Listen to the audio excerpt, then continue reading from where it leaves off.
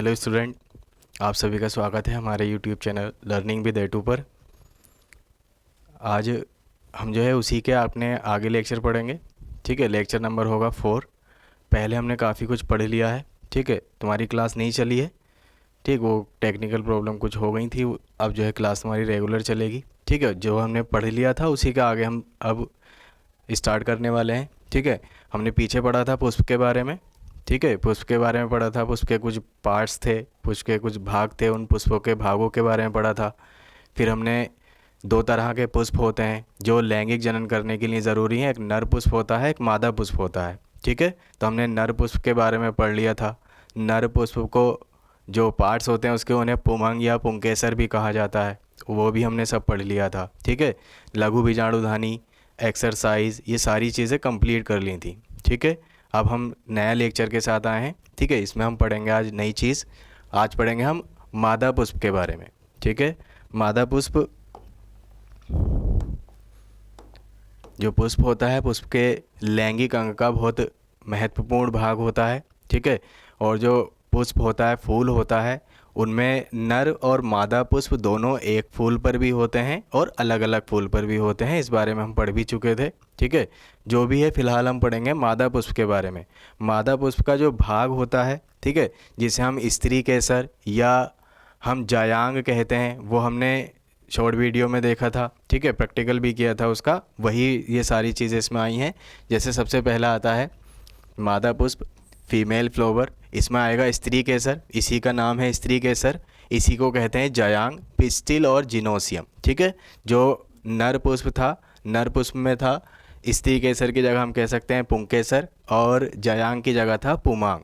ठीक है, सेम वही कंडीशन जैसे हमने पहले पढ़ी थी। अगर पुष्प में मादा लैंगिक अंग है तो मादा लैंगिक अंग अगर एक भाग में होगा तो उस एक पार्ट को, एक इकाई को हम कहेंगे स्त्री केसर, और उसके सभी भागों को अगर मिला दें तो उसे कहते हैं जायांग।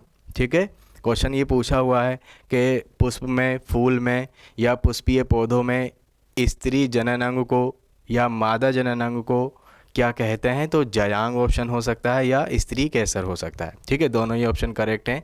तो देखो जैसे लिखा हुआ है, पुष्प में मादा जनन अंग को जायांग कहते हैं, पुष्पों में मादा जनन अंग को जायांग कहते हैं। ठीक है, प्रत्येक जायांग में एक अंडपी या अधिक अंडप पाए जाते हैं। जैसे मान लो कि अगर जायांग है तो उसमें एक अंडप हो सकता है या एक से ज़्यादा अंडप हो सकते हैं। अगर एक अंडप होगा तो उसे कहेंगे एक अंडपी, और अगर एक से ज़्यादा अंडप होंगे तो उसे कहेंगे बहुअंडपी।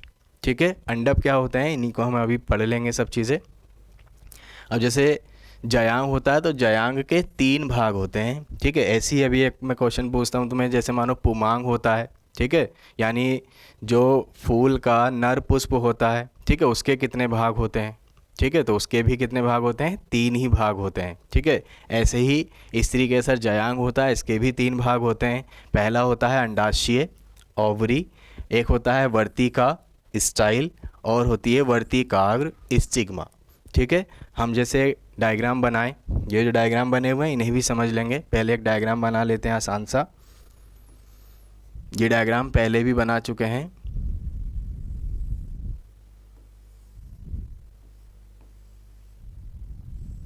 इस तरह का डायग्राम बनाया था हमने।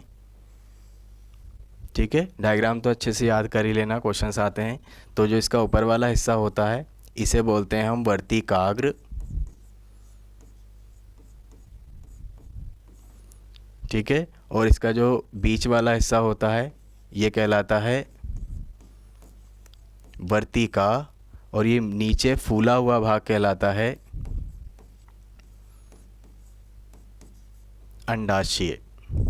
ठीक है, तो मादा पुष्प के 3 भाग होते हैं, वर्तिकाग्र, वर्तिका, अंडाशय। अगर हम क्वेश्चन पढ़ें तो क्वेश्चन ऐसे पूछे जाते हैं, वर्तिका का क्या काम होता है, वर्तिकाग्र का क्या काम होता है, अंडाशय किस चीज़ में बदल जाता है। तो वर्तिकाग्र का काम होता है, जैसे हमने पीछे पढ़ा था नर पुष्प में कि परागकोश होता है, परागकोश के अंदर पराग कण होते हैं। ठीक है, तो परागकोश से पराग कण निकलते हैं और वो किसी भी माध्यम से वर्तिकाग्र पर जाते हैं। ठीक है, तो फूल में जो पराग कण होते हैं वो वर्तिकाग्र का काम होता है उन्हें एक्सेप्ट करना, उन्हें अपने अंदर लेना। ठीक है, इसका काम हो गया। तो वर्तिकाग्र के बाद आती है वर्तिका। तो वर्तिकाग्र और वर्तिका एक नली है, एक पाइप है, बहुत पतला पाइप होता है, इसको हमने देखा था, बहुत बारीक होता है ये, ठीक है। तो वर्तिकाग्र से होते हुए वो वर्तिका में, वर्तिका से परागकण जाते हैं और वो मिल जाते हैं अंडाशय में, और अंडाशय के अंदर होता है बीजांड। अंडाशय के अंदर होता है बीजांड, बीजांड के अंदर होता है भ्रूणपोष। तो वो बीजांड से मिलते हैं और बीजांड से मिलने के बाद निषेचन की क्रिया पूरी होती है और पराग कण का पराग कोश से मुक्त होकर वर्तिकाग्र पे पहुंचना कहलाता है परागण। इसके बारे में भी हम आगे पढ़ेंगे, ठीक है। ये सारी चीज़ें हैं। तो पराग कण जैसे इसमें आते हैं और इस पर आकर रुकते हैं और वो नीचे वर्तिका से होते हुए बीजांड से मिलते हैं, भ्रूणकोश से मिलते हैं और फिर इसी से एक नया फूल, नया पौधा, नया फल बन जाता है, ठीक है। फिर वर्तिका का काम हो गया। अंडाशय की बात करें तो अंडाशय जब इस प्रोसेस में यानी वर्तिकाग्र में जैसे मान लो कि परागकण आ जाते हैं, मिल जाते हैं, निषेचन हो जाता है, ठीक है। मेन चीज़ होती है निषेचन, निषेचन के बारे में हम पढ़ेंगे। तो जब निषेचन हो जाता है तो निषेचन के बाद फूल जितने भी पार्ट्स होते हैं वो सब फलों में बदलने लगते हैं, ठीक है। तो निषेचन के बाद वर्तिका, वर्तिकाग्र, बाह्य दल, दल फूल के जो भाग थे वो सब झड़ जाते हैं, वो खराब हो जाते हैं। अंडाशय बचता है और अंडाशय से बन जाता है फल। क्वेश्चन पूछा हुआ है अंडाशय से फल कब बनता है, तो निषेचन के बाद बनता है अंडाशय से फल। निषेचन के बाद अंडाशय फल में बदल जाता है और अंडाशय के अंदर जो होता है बीजांड, अंडाशय के अंदर होता है बीजांड, ये बीजांड बीज में बदल जाता है, ठीक है। अंडाशय के अंदर जो बीजांड होता है वो बीज में बदल जाता है और अंडाशय फल में बदल जाता है। ये पूरी प्रक्रिया निषेचन के बाद होती है, इसीलिए निषेचन पश्च घटनाओं में आती है, इसे हम बाद में पढ़ेंगे, ठीक है। इसका जो नीचे वाला हिस्सा है इसे कहते हैं पुष्पासन। पुष्पासन का भी बहुत काम होता है, ठीक है। इससे रिलेटेड क्वेश्चन भी आए, पुष्पासन और अंडाशय से रिलेटेड, हम इन सबको पढ़ेंगे, ठीक है। अब तुम जैसे ये डायग्राम समझो थोड़ा, तो डायग्राम में भी देखो यही दिया हुआ है, यह हमारा स्टिग्मा है,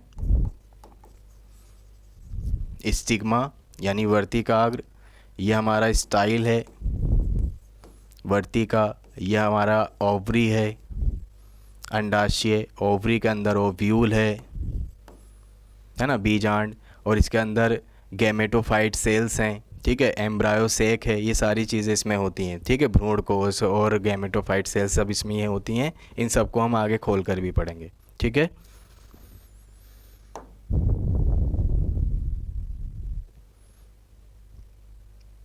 ठीक, जो हमने अभी बताया है वही चीज़ आगे हैं।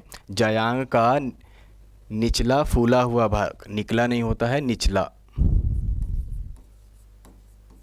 इसे ठीक कर लेंगे। निचला फूला हुआ भाग, निचला फूला हुआ भाग क्या कहलाता है, अंडाशय, ठीक है। एक बार जैसे वो डायग्राम बनाएं, ठीक है। निचला यानी ये नीचे वाला फूला हुआ भाग क्या कहलाता है, अंडाशय। इसके अंदर बीजांड पाए जाते हैं, ठीक है। जो अंडाशय होता है, अंडाशय के अंदर बीजांड पाए जाते हैं, बीजांड को हमने देखा भी था, ठीक है, जो हमने शॉर्ट वीडियो में प्रैक्टिकल किया था। अंडाशय में एक या अधिक कोष्ठक पाए जाते हैं जिनके अंदर अपरा होता है। तो अंडाशय, अंडाशय हो गया, अंडाशय को अगर खोलें तो इसमें कोष्ठक होंगे, ठीक है, भाग बने होंगे, पार्ट्स बने होंगे। तो जो कोष्ठक होते हैं उसके अंदर अपरा पाया जाता है। अपरा बहुत ज़रूरी अंग होता है, ठीक है। अगर मनुष्यों में तुम्हें बताऊं अपरा का काम, तो जब माँ के पेट में जो बच्चा होता है और माँ से बच्चे को जो खाना पीना मिलता है, जिस नली के द्वारा खाना पीना मिलता है, उसको कहते हैं अपरा। सेम कार्य पुष्प यानी फूलों में भी होता है। तो जैसे मान लो कि अंडाशय के अंदर भ्रूणपोष होता है, जो भ्रूण का काम करता है यानी बच्चे का काम करता है, जिससे फल बनता है, ठीक है। वो सब उसे खाना पीना जो मिलेगा वो किसके माध्यम से मिलेगा, अपरा से, जिसे कहते हैं प्लेसेंटा। प्लेसेंटा के बारे में आगे और डिटेल आएगी, ठीक है। क्वेश्चंस भी पूछा जाता है प्लेसेंटा के बारे में। फिर अपरा जो होता है यानी प्लेसेंटा जो होता है वो बीजांड से जुड़ा हुआ रहता है। वर्तिका, ठीक है, बीजांड से, देखो बीजांड से जुड़ा हुआ क्यों है, क्योंकि बीजांड को पोषण, खाना पीना जो मिलेगा वो इसी अपरा के माध्यम से मिलेगा, ठीक। वर्तिका एक दीर्घगिरित पतला भाग होता है। अगर इसमें जाए वर्तिका में बीच का हिस्सा होता है ये बहुत पतला होता है, ठीक है, और दीर्घगिरित यानी लंबा भाग होता है जो वर्तिकाग्र के नीचे होता है। ऊपर वाले हिस्से को क्या कहते हैं, वर्तिकाग्र। तो वर्तिकाग्र के नीचे होती है वर्तिका और मोटा फूला हुआ भाग कहलाता है अंडाशय। ठीक है। फिर वर्तिकाग्र सबसे ऊपरी चौड़ा भाग होता है, सबसे ऊपर होता है, और ये चौड़ा होता है, जो पराग कणों को प्राप्त करने का काम करता है। तो इसका काम क्या होता है, परागकण परागकोश से निकले और वर्तिकाग्र पर आकर रुक गए। ठीक है, उन्हें प्राप्त किया। फिर वर्तिकाग्र उन्हें प्राप्त करने के बाद वर्तिका के थ्रू नीचे अंडाशय में पहुंचा देता है, और अंडाशय बीजांड से मिलकर एक नया फूल, नया पौधा बना लेते हैं। ठीक है।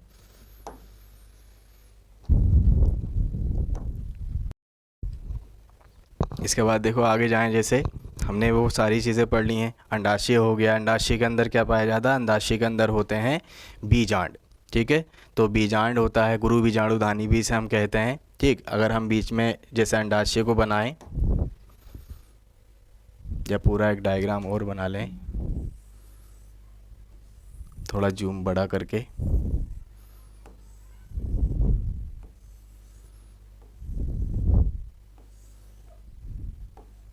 ये हिस्से में जैसे जाएं हम, तो ऊपर वाला ये हिस्सा क्या कहलाएगा हमारा, इसे कहेंगे हम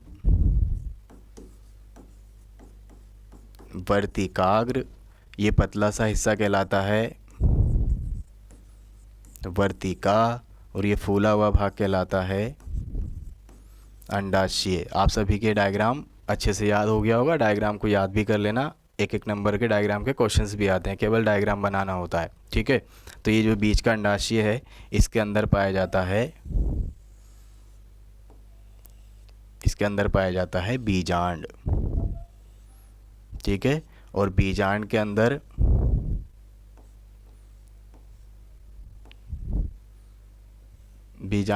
पाया जाता है भ्रूणपोष।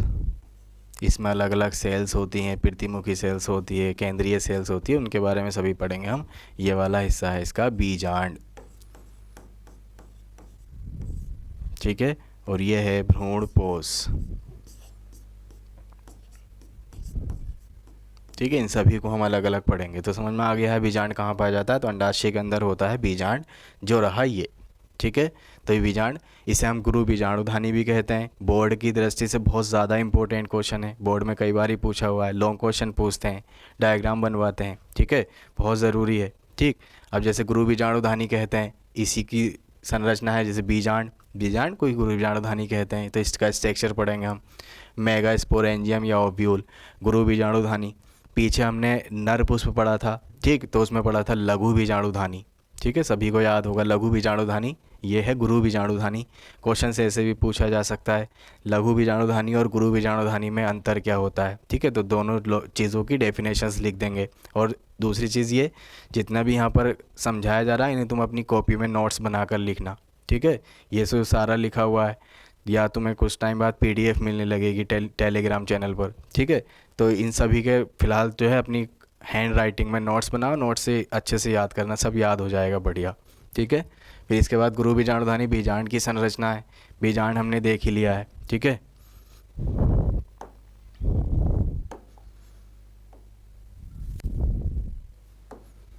जैसे ये बीजांड है, इस तरह से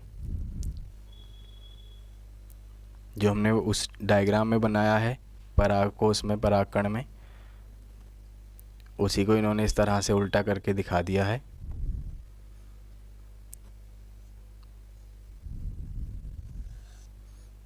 बहुत इम्पोर्टेंट डायग्राम है ये, काफ़ी एग्ज़ाम में भी पूछा जाता है। ये रहा बीजांड। ठीक है, बीजांड के अंदर मैं बता रहा था तुम्हें, ये होता है भ्रूणकोश, और भ्रूणकोश में अलग अलग कोशिकाएं होती हैं। ये अलग अलग कोशिकाएं इसमें होती हैं। इसकी 3 कोशिकाएं ऊपर होती हैं, 3 कोशिकाएं नीचे होती हैं, और एक कोशिका बीच में होती है। ठीक है, ये बहुत ज़्यादा इम्पोर्टेंट है, अलग अलग क्वेश्चन पूछे जाते हैं। ठीक, इसका जो ये वाला हिस्सा है, ये अंदर वाला, ये कहलाता है हाइलम, इसे कहते हैं हाइलम। ठीक है, और इसी में ये वाला जो हिस्सा है, ये कहलाता है फनीकल। ये कुछ इसके इंग्लिश में ही नाम है ये। ठीक है, ये वाला जो हिस्सा है, ये है बीजांड द्वार।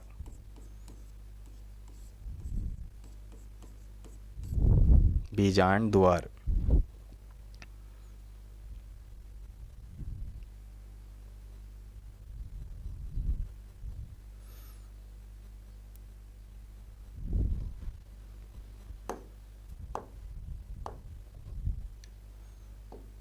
ठीक है। बीजांड द्वार, ये वाला जो हिस्सा है इसका, ये कहलाता है बीजांड द्वारी सिरा। जिस तरफ बीजांड द्वार है उस सिरे को कहते हैं बीजांड द्वारी सिरा। इसके बाह्य, बाहर वाला जो आवरण है, बाहर वाली जो त्वचा है, ये कहलाता है बाह्य आवरण। ठीक है। और ये अंदर वाला जो आवरण है ये कहलाता है अंतः आवरण। ठीक है। डायग्राम को अच्छे से याद करेंगे सब लोग। और ये वाला हिस्सा कहलाता है इसका बीजांड काय, यानी जो बीजांड का शरीर है उसे कहते हैं बीजांड काय। ठीक है। और ये अंदर जो है ये है हमारी भ्रूण कोश। ठीक, ये हिस्सा है इसका। और ये इसका कॉलेजल सिरा है या निभागीय सिरा कहलाता है। ठीक है। इसी के बारे में हम इसमें पढ़ेंगे, इसके पार्ट्स के बारे में पढ़ेंगे, इसके पार्ट्स कौन कौन से होते हैं, उनका काम क्या होता है। ठीक। तो देखो जैसे लिखा हुआ है, पुष्पीय पादपों की बीजांड एक समृद्ध छोटी संरचना है जो निषेचन के बाद बीज में बदल जाती है। ये बहुत ज़्यादा इम्पोर्टेंट क्वेश्चन है कि बीजांड जो होता है, जो बीजांड होता है, बीजांड होता है वो निषेचन के बाद काय में बदल जाता है, बीज में बदल जाता है। कई बार क्वेश्चन बोर्ड में पूछा हुआ है 1 नंबर में कि बीजांड का क्या काम होता है, या निषेचन के बाद बीज कहाँ से बनता है। ठीक है। बीजांड क्या होती है, तो निषेचन के बाद बीजांड बीज में बदल जाता है। ठीक है। और प्रारूपी बीजांड यानी जो बीजांड ये बना हुआ है, इसके भाग होते हैं अलग अलग जो निम्नलिखित हैं। ठीक है। उन सभी भागों को हम पढ़ने वाले हैं।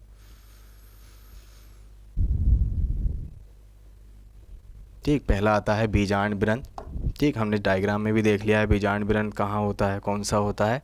तो फुनिकल जो पार्ट्स था उसे बोलते हैं बीजांड व्रंत। ठीक है। फुनिकल हमने लिखा था, फनिकल जैसे लिखा था इंग्लिश में।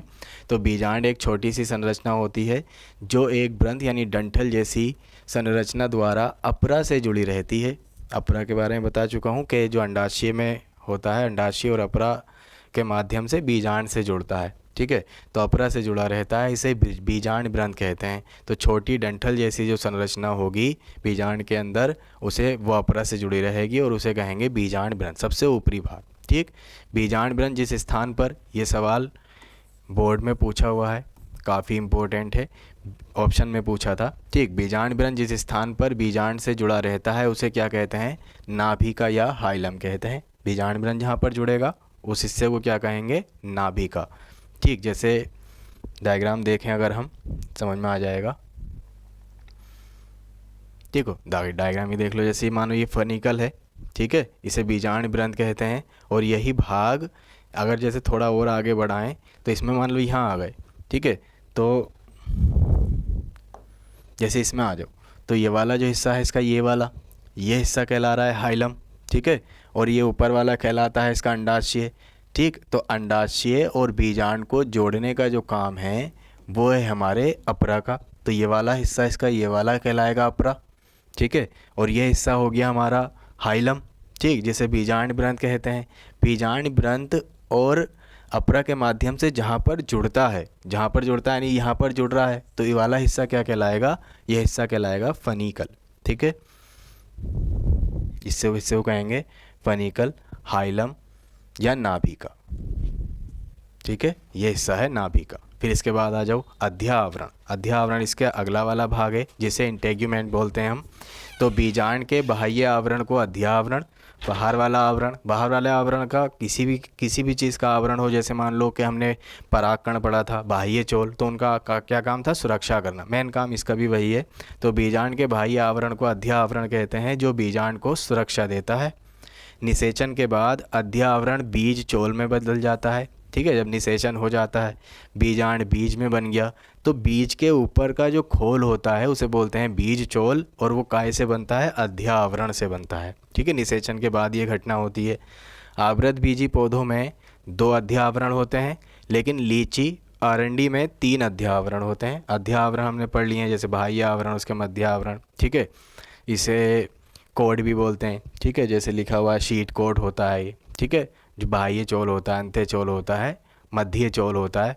इन चोल्स को ही हम खाते हैं। ठीक। जैसे अगर आम की बात करें तो आम का जो बाहर वाला परत हो गई छिक्कल, उसके छिक्कल जो होता है उसमें बीच वाला हो गया मध्य चोल। ठीक है, मध्य चोल को हम खाएंगे तो वो 3 आवरण हो गए उसके, एक अंदर गुठली के ऊपर हो गया, तो वो सारी चीज़ें इसमें आएंगी। ठीक है, इसमें एक चीज़ लिखी हुई है, लीची में खाने योग्य भाग तीसरा अध्यावरण होता है जिसका नाम है क्या, एरिल। ये सवाल पूछा जाता है। अगर 11th में तुमने ये सारी चीज़ें पढ़ी होंगी, जैसे आम का कौन सा भाग हम खाते हैं, आप लोग कमेंट में ये बताना आम का कौन सा भाग हम खाते हैं। ठीक है, किस आवरण को हम खाते हैं आम के, तो इसमें लीची का मैंने बता दिया है तुम्हें, क्या लीची का हम क्या खाते हैं, एरिल खाते हैं। ठीक है, फिर इसके बाद आता है आम के क्वेश्चन का जवाब ज़रूर देना सभी लोग। ठीक है, इसके बाद आते हैं हम बीजांड द्वार। ठीक है, माइक्रोपिल पे, तो बीजांड के ऊपरी सिरे पर एक छिद्र जैसी संरचना, जो ऊपर का हिस्सा है वो छिद्र जैसी, छोटा सा छिद्र होता है, छेद होता है, छिद्र जैसी संरचना होती है, जिसे हम क्या कहेंगे, बीजांड द्वार कहते हैं।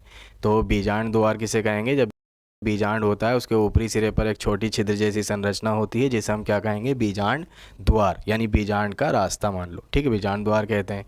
बीजांड द्वार को छोड़कर अध्यावरण बीजांड को चारों ओर से घेरे रहते हैं, हमने डायग्राम में भी देखा है, उसका ऊपर वाला हिस्सा खुला है, बाकी सारे बंद हैं। तो जो बीजांड द्वार होता है उसे छोड़ दो, अध्यावरण जो है बीजांड को चारों तरफ से घेरे रहते हैं। निषेचन के समय पराग नलिका बीजांड द्वार से प्रवेश करती है। अगर निषेचन जब हो जाता है तो पराग नलिका क्या है, थोड़ा इसमें देखें तो हमने जैसे एक परागण पढ़ा था। ठीक है, इस तरह से परागण और पराग कण में बहुत ज़्यादा डिफरेंस है। ठीक है, तो पराग कण के बारे में हम पढ़ चुके हैं, परागण के बारे में हम आगे पढ़ेंगे। तो ये हमारा पराग कण है, तो इसमें जब ये परागकण बन रहे होते हैं तो इसी में जब निषेचन हो रहा होता है, ठीक है, या जब निषेचन इस प्रक्रिया होती है तो इसमें क्या होता है, निषेचन के समय जो परागकण होता है इसमें एक पराग नलिका, यहाँ से पराग नलिका निकलती है, जो द्विनिषेचन में भी बहुत ज़्यादा ज़रूरी होती है। ठीक है, इसके केंद्रक होते हैं अलग अलग, ये काम करते हैं। ठीक है, इनके बारे में प्रैक्टिकल भी किया जाता है, इनको हम समझेंगे। तो इस नली को कहते हैं पराग नलिका। तो निषेचन के समय पराग नलिका बीजांड द्वार से प्रवेश करती है, यानी इस पराग नलिका के द्वारा ही बीजांड द्वार में प्रवेश होता है। बीजांड द्वार सिरे के ठीक विपरीत निभाग होता है, जहाँ बीजांड द्वार का सिरा होगा उसके, अगर जैसे बीजांड द्वार का सिरा उसके ठीक विपरीत आ जाओ तो वहाँ क्या होगा, निभाग होगा, चले जा। ठीक है, निभाग होगा।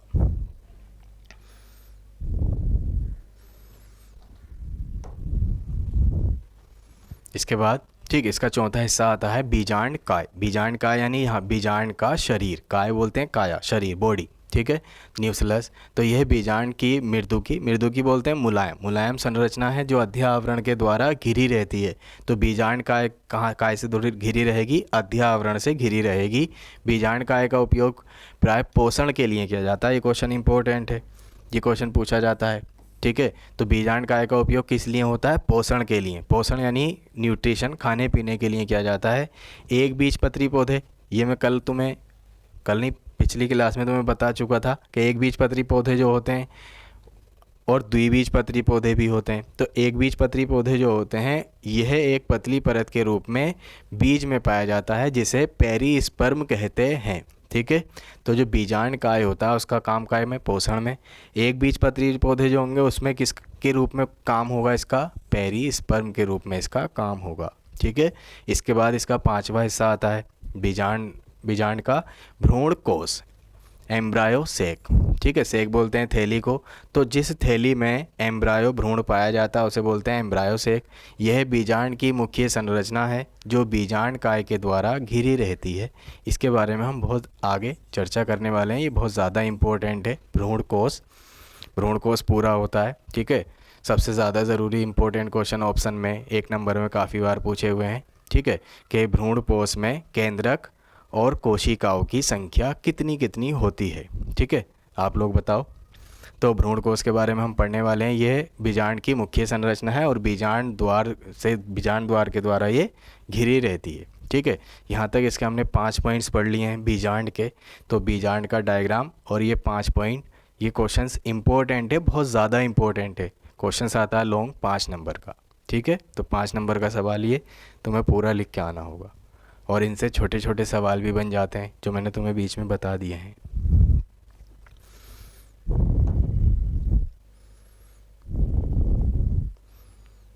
इसके बाद हम पढ़ने वाले हैं गुरु बीजाणु जनन। ठीक है, गुरु बीजाणु जनन, गुरु बीजाणु जनन।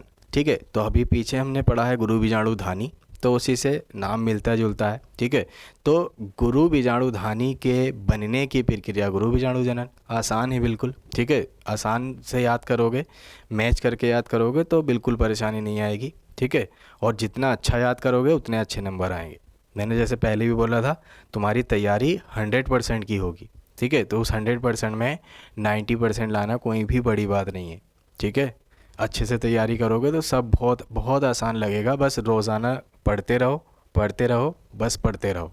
ठीक है, तो गुरु बीजाणु जनन है जैसे, तो गुरु बीजाणु मातृ कोशिकाओं द्वारा, मातृ बोलते हैं माँ को, ठीक है, यानी जिनसे वो जुड़ा रहता है, मातृ कोशिकाओं द्वारा अर्धसूत्री विभाजन करके, अर्धसूत्री विभाजन करके 2 बार लिख दिया है। ठीक है, इसे 1 बार लिख लेना। गुरु बीजाणु मातृ कोशिकाओं द्वारा अर्धसूत्री विभाजन करके गुरु बीजाणु बनाने की प्रक्रिया, गुरु बीजाणु तो बना रहे थे, गुरु बीजाणु धानी बना रहे थे, गुरु बीजाणु बनाने की प्रक्रिया गुरु बीजाणु जनन कहलाती है। तो क्वेश्चन शॉर्ट क्वेश्चन आ सकते हैं कि गुरु बीजाणु जनन जो है, गुरु बीजाणु कोशिकाएं या गुरु बीजाणु बनने की प्रक्रिया क्या कहलाती है? गुरु बीजाणु जनन कहलाती है। गुरु बीजाणु जनन बनने में किस प्रकार का विभाजन होता है? अर्धसूत्री विभाजन होता है, और इसमें मातृ कोशिकाओं की ज़रूरत पड़ती है।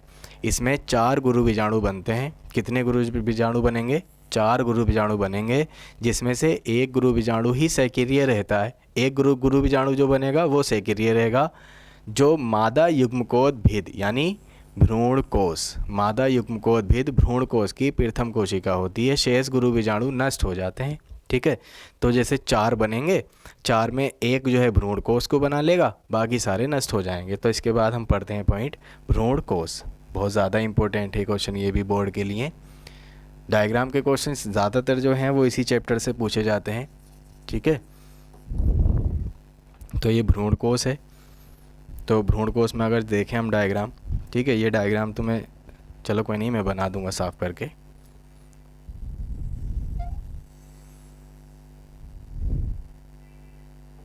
ठीक है,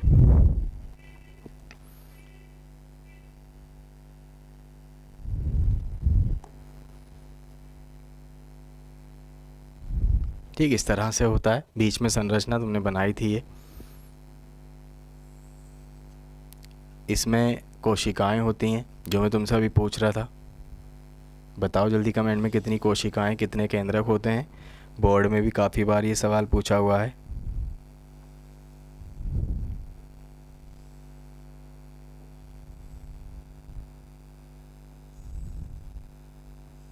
आसान डायग्राम है, तुम बनाओगे तो आसानी से बन जाएंगे, कोई मुश्किल नहीं है, आराम से बन सकते हैं।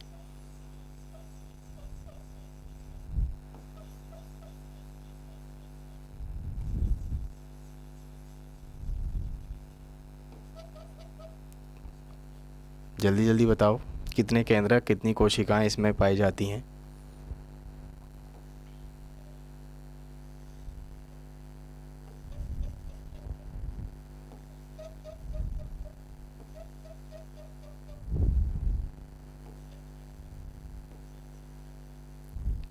कुछ को पता चल गया होगा, देख भी लिया होगा, डायग्राम में भी साफ साफ दिखाई दे रहा है।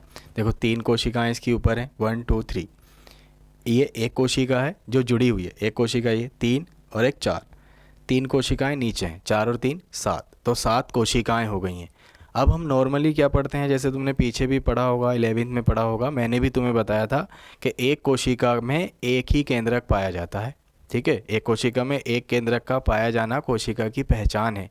लेकिन बहुत सारी कोशिकाएं होती हैं जिनमें 2 केंद्रक भी होते हैं। ठीक है, वो 11 में तुमने सब पढ़े होंगे। ठीक है, बहुत सारी कोशिकाएं, जैसे एक मुझे नाम याद आ रहा, पैरामीशियम, 2 केंद्रक उसमें पाए जाते हैं। ठीक है, छोटे बड़े केंद्रक होते हैं। ऐसे ही कुछ ये है। ठीक है, इसमें देखो हमने कोशिकाएं गिनी तो 7 कोशिकाएं आ गई।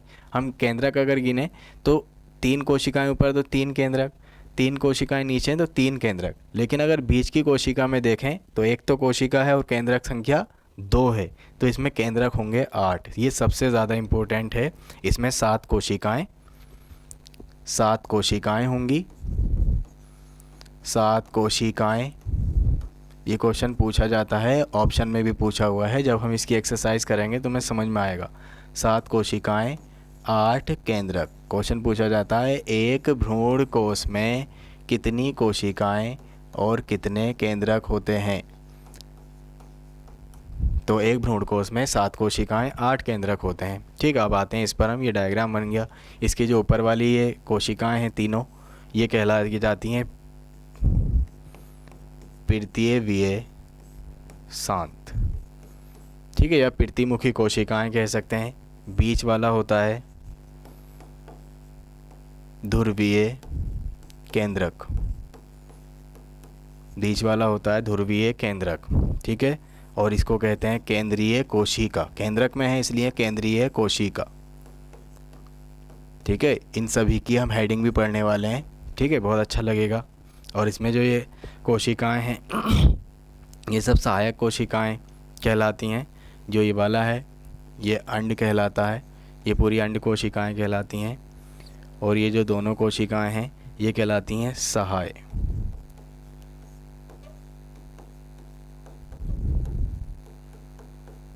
सहाय कोशिकाएं। ठीक है, ये सारे इसके केंद्रक हैं। तुम बस इतने ही नाम और ऐसे ही डायग्राम बना लेना, ऐसे ही याद कर लेना, बहुत बेहतर है। ठीक है, अब जैसे इसमें जाते हैं तो यह एक अंडाकार, हम देख ही पा रहे हैं अंडाकार है। बहुकोशिकीय, बहुत सारी कोशिकाएं हैं तो बहुकोशिकीय संरचना होती है।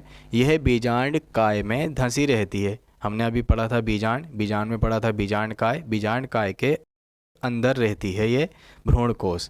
भ्रूणकोश एक पतली पेक्टिन और सेल्यूलोज, पेक्टिन और सेल्यूलोज की झिल्ली से ढका होता है। पेक्टिन और सेल्यूलोज एक तरह के मटेरियल हैं जो इसे अपने आप इसको ढके रहते हैं। भ्रूणकोश के अंदर साधारण तौर पर 7 कोशिकाएं पाई जाती हैं। कितनी कोशिकाएं? 7 कोशिकाएं पाई जाती हैं। एक बड़ी कोशिका मध्य में, बीच में हम देख पा रहे हैं एक बड़ी कोशिका है। 3 बीजांड द्वार की तरफ और 3 निभाग की तरफ, 3 बीजांड द्वार की तरफ ऊपर, 3 निभाग की तरफ नीचे पाई जाती हैं। ठीक है, सभी कोशिकाएं एक दूसरे से जीव द्रव्य तंतु द्वारा जुड़ी रहती हैं। ये सभी कोशिकाएं जो होती हैं वो एक दूसरे से जुड़ी रहेंगी। और किस से जुड़ी रहेंगी? किस मटेरियल से, किस पदार्थ से जुड़ी रहेंगी? तो जीव द्रव्य के द्वारा ये एक दूसरे से जुड़ी रहेंगी। इस प्रकार एक भ्रूणकोश में 7 कोशिकाएं और 8 केंद्रक पाए जाते हैं। ये इंपॉर्टेंट क्वेश्चन है, हम बता चुके हैं। ठीक है, इस प्रकार एक भ्रूणकोश में 7 कोशिकाएं और 8 केंद्रक पाए जाते हैं। याद कर लेंगे इसे, बहुत ज़रूरी क्वेश्चन है। ठीक है, इसके बाद हम पढ़ने वाले हैं जो हमारा भ्रूणकोश है उसके पार्ट्स को।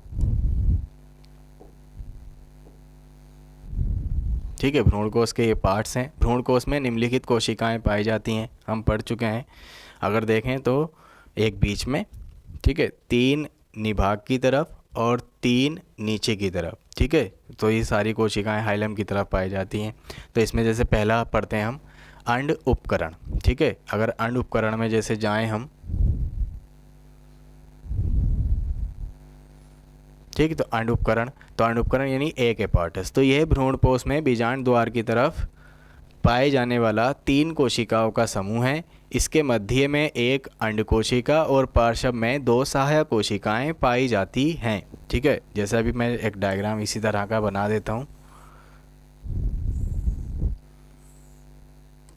ये रहा,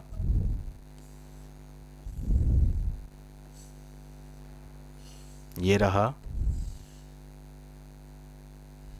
ऐसे मान लो।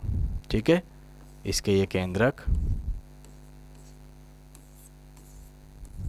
तो ऊपर की तरफ जो 3 कोशिकाओं का समूह है, ठीक है, अंड कोशिका कहलाती है, अंड उपकरण कहलाता है। ठीक है, इसके मध्य में एक अंड, ऊपर वाला नहीं नीचे वाला, सॉरी, जो ये नीचे वाला 3 कोशिकाओं का समूह है ये कहलाता है हमारा अंड उपकरण, एग एपार्टस। इस पूरे को एग एपार्टस कहते हैं। ठीक है, इसमें एक अंड कोशिका होती है और 2 सहाय कोशिकाएं होती हैं। इन तीनों कोशिकाओं के समूह मिलकर कहलाते हैं अंड उपकरण, एग एपार्टस। ठीक है, पार्श्व में 2 सहायक कोशिकाएं होंगी और मध्य में एक अंड कोशिका होगी।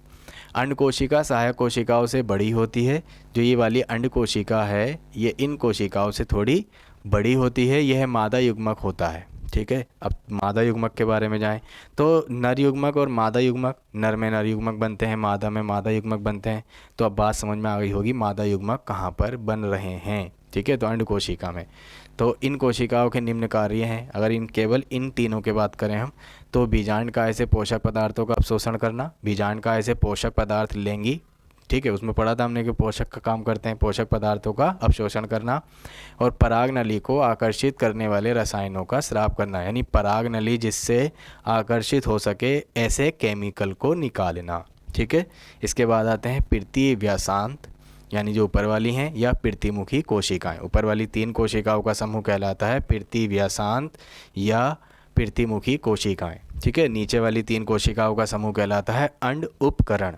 ठीक, तो इसमें जहाँ जैसे ये भ्रूणकोश में निभाग की तरफ पाया जाता है, ये वाला हिस्सा निभाग की तरफ पाया जाता है, और 3 कोशिकाओं का समूह है। यह आकार और माप में अलग अलग हम देख पा रहे हैं, तीनों आकार और माप में यानी साइज़ में अलग अलग होती हैं।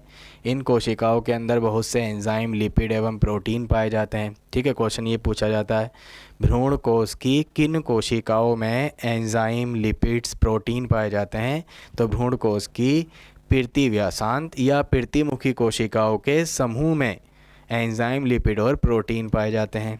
यह अपना पोषण बीजांडकाय से प्राप्त करती हैं और शीघ्र ही नष्ट हो जाती हैं। ठीक है, कहाँ से प्राप्त करेंगे अपना सारा खाना? बीजांडकाय से। तो पोषण प्राप्त करेंगे बीजांडकाय से और अवशोषण का काम करेगा अंड उपकरण।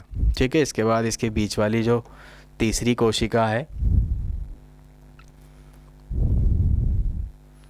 जो बीच वाली कोशिका है ये रही, इसे कहते हैं हम केंद्रीय कोशिका।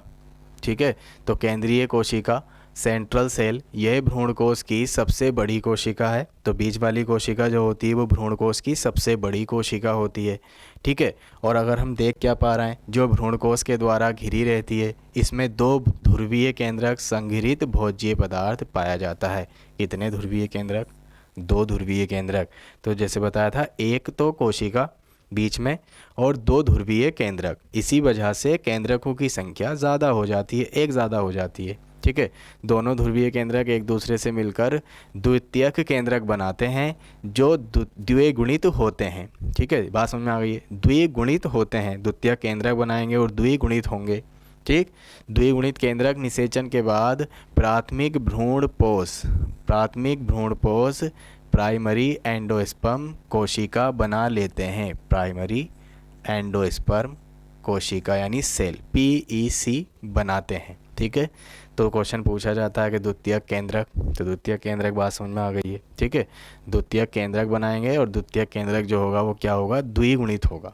ठीक, अब इसमें कुछ बातें हमने लिख दी हैं कि एक भ्रूण, इस प्रकार एक प्रारूपी पुष्पीय पादप में भ्रूणकोश में 8 केंद्रीय यानी 8 केंद्रक होते हैं, 7 कोशिकीय यानी 7 कोशिकाएं होती हैं। पुष्पीय पादपों में भ्रूणपोष कैसा होगा? त्रिगुणित होगा। अब बात समझ में आ रही है, त्रिगुणित कैसे होगा?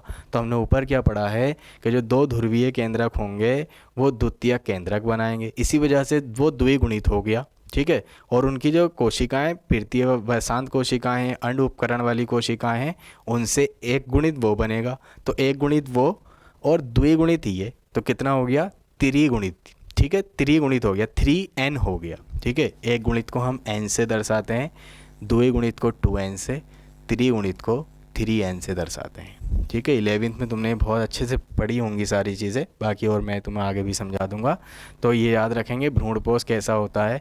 त्रिगुणित होता है। ये हमारे बोर्ड में भी पूछा हुआ है, ये हमारे नीट में भी पूछा हुआ है कि भ्रूणपोष जो होता है, एंडोस्पर्म जो होता है, वो कितने गुणित होता है? तो त्रिगुणित होता है। ठीक है,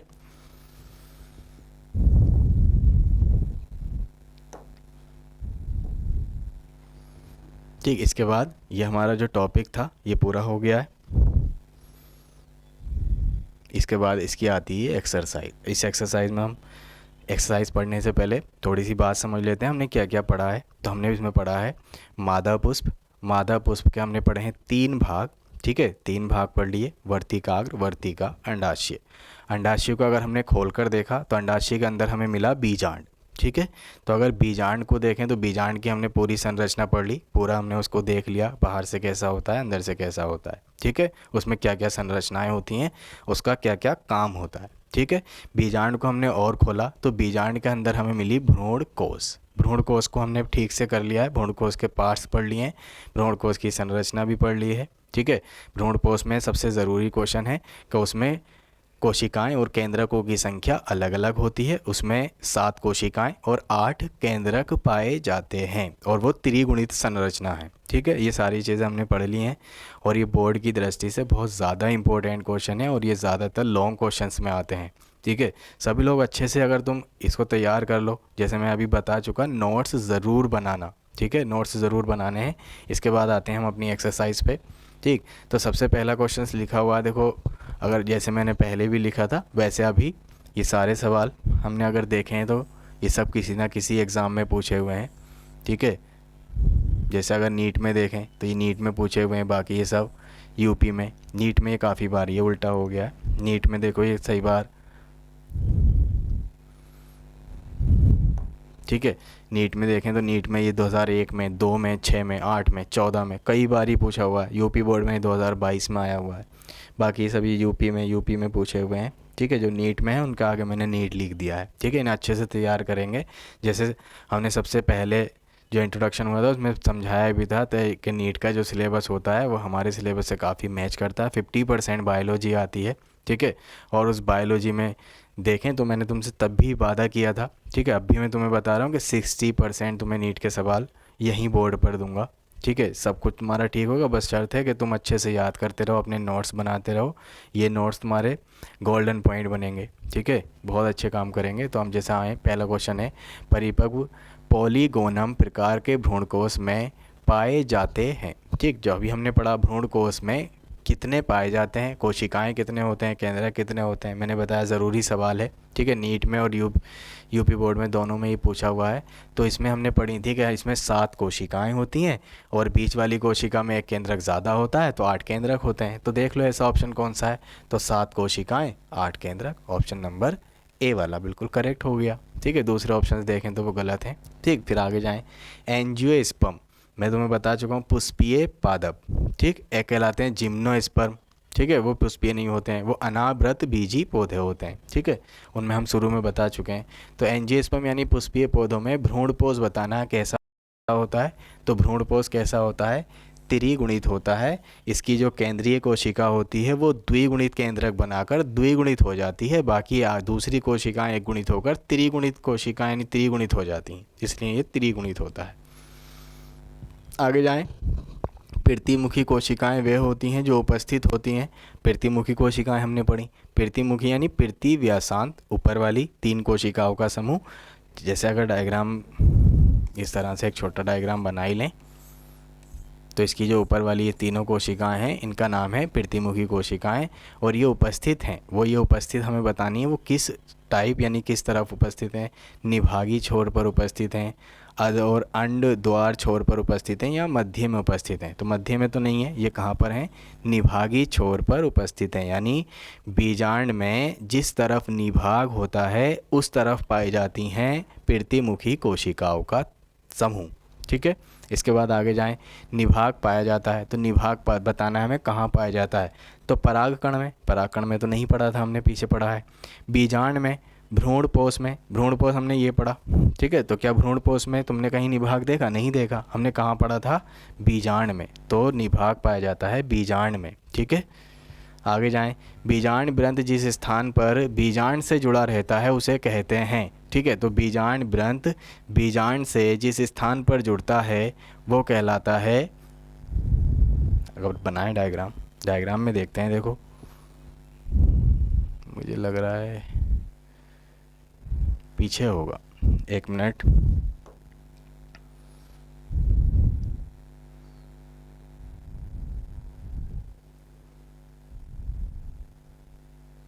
इसमें होगा,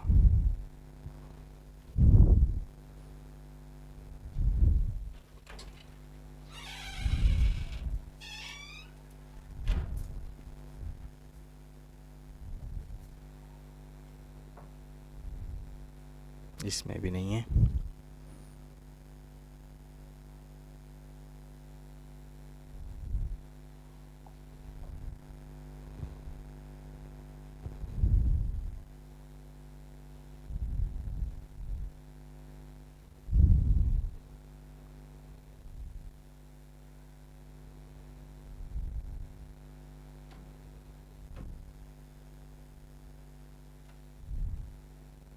ये रहा।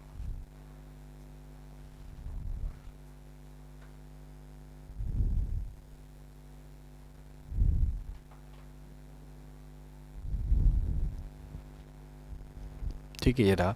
तो ये हमारा बीजांड, ये हमारा बीजांड। ठीक है, तो इसमें जैसे जाएं तो ये बीजांड है पूरा हमारा। ठीक है, तो ये अब ये कोशिकाएं हैं। तो कह रहे हैं बीजांड जो होता है वो जहाँ पर जुड़ा रहता है उस हिस्से को क्या कहते हैं, तो वाला ये हिस्सा है हाइलम। ठीक है, अगर हाइलम को अगर देखें हम, इसलिए हिंदी और इंग्लिश दोनों में पढ़ना बहुत ज़रूरी है। ठीक है, तो हाइलम कहलाता है हमारा नाभि का, हाइलम होता है हमारा नाभि का। ठीक है, इंग्लिश में कहते हैं उसे हाइलम, तो हाइलम की तरफ पाया जाता है। ठीक है, अब आप अपनी जाएं हम एक्सरसाइज पर। ठीक, ये रहा। तो ये देखो, ये था बीजांड बिरन, जिस स्थान पर बीजांड से जुड़ा रहता है उसे क्या कहते हैं, वो कहलाता है नाभि का, और इंग्लिश में इसे कहते हैं हम हाइलम। ठीक है, ये इम्पोर्टेंट क्वेश्चन है, नीट में भी पूछा हुआ है ये। ठीक है, नीट का लिखा नहीं, नीट 2014 में ये पूछा हुआ है। ठीक है, और यूपी बोर्ड में 2022 में पूछा हुआ है ये नाभि का हाइलम। ठीक, फिर इसके बाद 1 नंबर और लॉन्ग क्वेश्चंस दिए हुए हैं इसमें।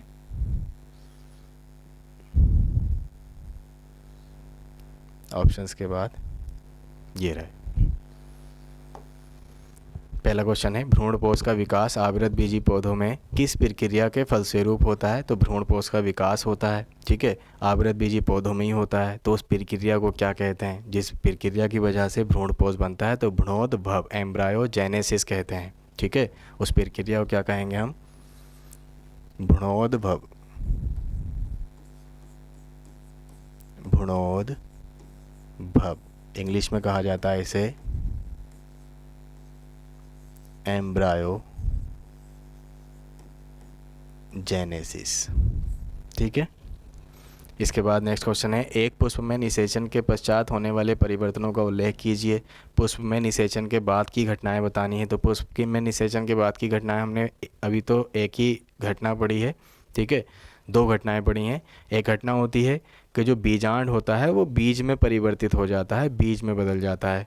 अंडाशय जो होता है वो फल में परिवर्तित हो जाता है, उसको हम पढ़ेंगे आगे। ठीक है, और जो अध्यावरण होता है वो बीज चोल में बदल जाता है। ये तीनों घटनाएं निषेचन के बाद होती हैं। ठीक है, उन सारी घटनाओं के बारे में इसमें बताना था हमें। आगे है, सामान्य भ्रूणकोष का नामांकी चित्र बनाकर वर्णन कीजिए। भ्रूणकोष का डायग्राम बनाना है। ठीक है, 7 कोशिकाएं, 8 केंद्रक, और उसका पूरी तरह से वर्णन करना है। उसके जो पार्ट्स हैं उनके नाम लिखने हैं, हेडिंग्स डाल के लिखने हैं, उनकी थ्योरी लिखनी है। ठीक है, इसके बाद एक आवृत बीजी पौधे के प्रारूपी बीजांड की संरचना का सचित्र वर्णन कीजिए। किसका, बीजांड, भ्रूणकोष। ठीक है, ये सारी चीज़ें बीजांड के बारे में पढ़ना है। और तुम सन्स देख ही रहे हो, कितनी सारी सनों में ये पूछा हुआ है, कितने बार एग्जाम में आया हुआ है, बहुत ज़्यादा इंपॉर्टेंट क्वेश्चन है। ठीक, एक परागकण की सूक्ष्मदर्शी संरचना का सचित्र वर्णन कीजिए। पराग कण के बारे में हमें बताना है। पराग कण हम पिछले लेक्चर में पढ़ चुके हैं। ठीक है, पराग कण की संरचना बनानी है, और उसके जो पार्ट्स थे, बाह्य चोल, अंतः चोल, ठीक है, उन सब के बारे में हमें बताना है। लघु बीजाणुधानी और गुरु बीजाणुधानी के बीच अंतर बताना है। ठीक है, तो लघु बीजाणुधानी, लघु बीजाणु कहते हैं पराग कण को, और उसी में जो बनाया था हमने लघु बीजाणुधानी वही था। ठीक है, जो पराग कण को जहाँ बनता है वो कहलाता है, उसकी 4 परतें थीं, टैपेटम भी उसका एक भाग था। ठीक है, फिर हम मादा युग्मकोद्भिद के विकास पर टिप्पणी लिखो। मादा युग्मकोद्भिद, गुरु बीजाणुधानी। ठीक है, मादा पुष्प में आता है, तो इसके बारे में भी देखो कितनी सारी सन में पूछा हुआ है, ये सब इम्पोर्टेंट है। ठीक है, तो ये हमारा लेक्चर पूरा हो गया है। ठीक है, इसी के साथ जैसे मैं तुम्हें बता रहा था, ये सारी चीज़ें तुम्हें अपने नोट्स में बहुत अच्छे से नोट्स बनाने हैं। ठीक है, टॉपिक बाय टॉपिक पढ़ते जाना है। ठीक है, रोक रोक के सबको अच्छे से नोट्स बना लेना। नोट्स बनाकर ये सभी तुम्हें एग्ज़ाम में बहुत ज़्यादा हेल्प करेंगे, बहुत ज़्यादा इंपॉर्टेंट है। ठीक है, आज जैसे चौथा लेक्चर पूरा हो गया है, इसी के बाद जैसे हम 5वां छठा, तुम्हारा 1 2 3 4 लेक्चर में ये चैप्टर भी पूरा हो जाएगा। अच्छे से नोट्स बना लो और तैयारी करो। और वीडियो अगर पसंद आ रही है तो लाइक एंड सब्सक्राइब करें, शेयर करें, अपने दोस्तों को शेयर करें। ठीक है।